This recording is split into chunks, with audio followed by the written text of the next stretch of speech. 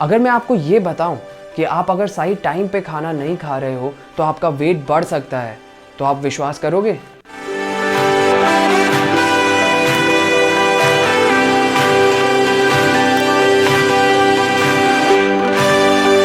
Hi guys, मैं हूँ वैष्णव जैन, को फाउंडर ऑफ वाइट लाइफ। आज का हमारा टॉपिक है टाइमिंग ऑफ मील्स और इसका रिलेशन हमारे वेट गेन के साथ।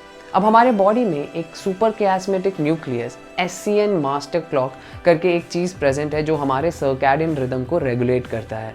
ये बेसिकली एसोसिएटेड है कि आप कब उठ रहे हो या आप कब सोने जा रहे हो। ये सारी चीज़ें हमारी सर्कैडियन रिदम रेगुलेट करती है। अगर आपने हमारे बाकी के स्लीप वीडियोस देखे होंगे तो आपको पता ही होगा कि सर्कैडियन रिदम कैसे आपके स्लीप हार्मोन्स, मेलाटोनिन, सेरोटोनिन सबको रेगुलेट करने में काफ़ी ज़्यादा हेल्पफुल है। अब जब रात का टाइम हो जाता है, ये SCN मास्टर क्लॉक इंडिकेट करता है हमारे बाकी ऑर्गन्स को, हाँ सोने का टाइम है, तो ठीक है अब उसके लिए प्रिपेयर हो जाओ। अब दिक्कत ये आती है कि जब हम लोग सोने के टाइम में कुछ खाना खा लेते हैं तो मिक्स सिग्नल्स जनरेट होते हैं। हमारा SCN क्लॉक ये बोल रहा है कि ठीक है अब सोने का टाइम है और वो ऑर्गन्स को प्रिपेयर कर रहा है, लेकिन जैसे ही खाना गया अंदर सब सारे ऑर्गन्स दूसरे सिग्नल जनरेट करते हैं और ये मील का सिग्नल ज़्यादा स्ट्रॉन्गर रहता है हमारे SCN मास्टर क्लॉक के सिग्नल से। अब यूजुअली आपके डे टाइम में जो आपके SCN मास्टर क्लॉक से सिग्नल आ रहे हैं, जो मील सिग्नल्स आ रहे हैं, ये यूजुअली अलाइंड रहते हैं, तो सब कुछ हार्मनी में है और एकदम अच्छे से ऑर्केस्ट्रा बज रहा है, ऐसे सोच लो। अब सोच लो हमारा सर्कैडियन रिदम डिस्टर्ब हो गया, बेसिकली क्योंकि आप कहीं ट्रैवल कर रहे हो या आपका नाइट शिफ्ट आ गया, लेट टाइम आपने खाना खा लिया, तो आपके SCN के सिग्नल्स और मील के सिग्नल्स अलाइन नहीं होते हैं। ऑर्केस्ट्रा का हार्मनी गया और ऑर्केस्ट्रा की बैंड बज जाती है। अब रिसर्च सजेस्ट करता है कि जब ऐसी कोई डिसिंक्रोनी आ जाती है या हमारा सर्कैडियन रिदम डिस्टर्ब हो जाता है तो हम लोग के साथ इश्यूज आते हैं, जैसे मेटाबॉलिक प्रॉब्लम्स आते हैं, वेट गेन, ऐसे सारे चीज़ें होनी शुरू हो जाती हैं। अब इसी चीज़ को टेस्ट करने के लिए रिसर्चर डियाना आर्बेल ने एक स्टडी कंडक्ट की थी ग्रुप ऑफ माइसेस पे। तो इसमें एक ग्रुप ऑफ माइस को खाना दिया गया था 12 घंटे, जो उनका वेक साइकिल रहता है, यूजुअल टाइम जब वो लोग एक्टिव है, अवेक है, उस टाइम पे उन लोग को खाना दिया गया था।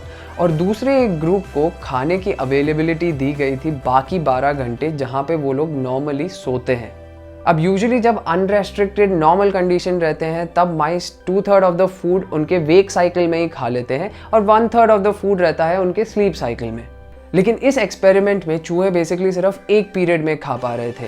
तो एक ग्रुप का मील सिग्नल्स, बेसिकली उनके डाइजेस्टिव और मेटाबॉलिक क्लॉक्स अलाइन थे हमारे SCN मास्टर क्लॉक के साथ, और दूसरे में ये दोनों सिग्नल्स डिसिंक्रोनाइज थे।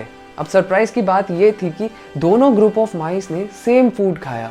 इसमें पहले 2 हफ्ते हो जाने के बाद ये नोटिस किया, जिसमें सिंक्रोनाइज सिग्नल्स वाले हमारे जो माइस थे उनके में वेट में ज़्यादा कुछ फ़र्क नहीं आया, लेकिन जो डिसिंक्रोनाइज माइस थे उनके में काफ़ी ज़्यादा वेट गेन होना शुरू हो गया। और 6 हफ्ते के एंड में ये देखा गया डिसिंक्रोनाइज्ड माइस हम लोगों के 2.5 टाइम्स हेवियर थे दैन सिंक्रोनाइज्ड माइस। अब डिसिंक्रोनाइज्ड माइस में बॉडी फैट भी ज़्यादा था।